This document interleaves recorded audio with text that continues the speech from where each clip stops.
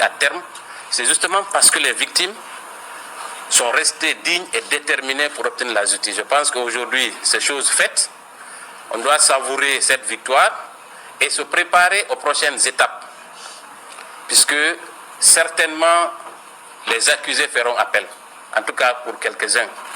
Donc il faut qu'on se prépare aux prochaines étapes afin que ce combat-là soit poursuivi. Mais d'ores et déjà, je pense qu'aujourd'hui, nous devons être fiers d'avoir participé à l'histoire.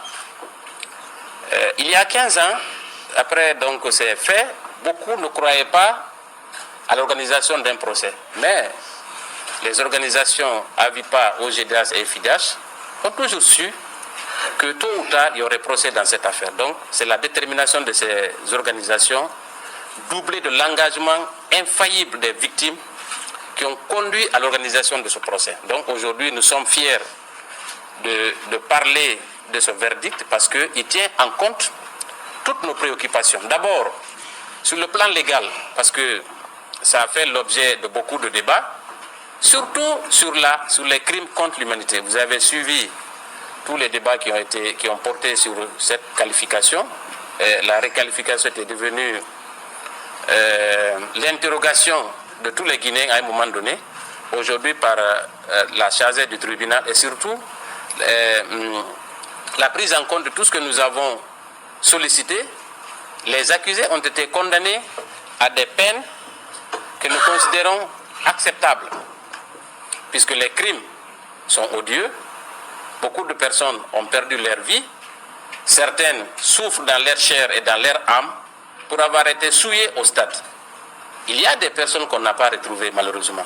Mais je pense qu'on peut pour le moment se satisfaire de la décision qui a été rendue, que nous estimons conforme à la loi.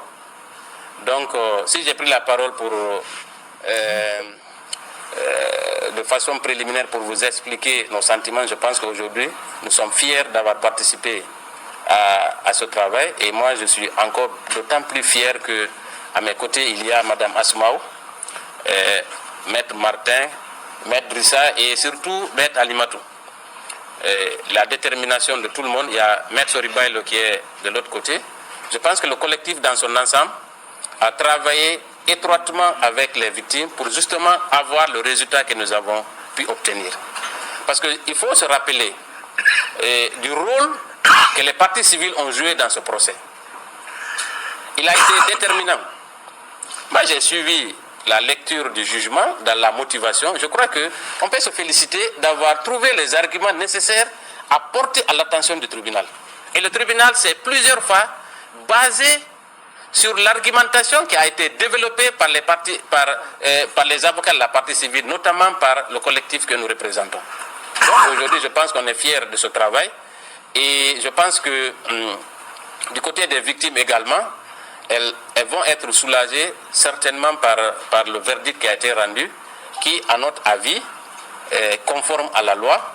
Et aussi les réparations que nous avons obtenues, nous pensons que pour le moment, avant d'entrer en contact avec les victimes, je pense que pour le moment, on peut se satisfaire des condamnations qui ont été prononcées aujourd'hui, non seulement en ce qui concerne la peine, mais également sur les réparations.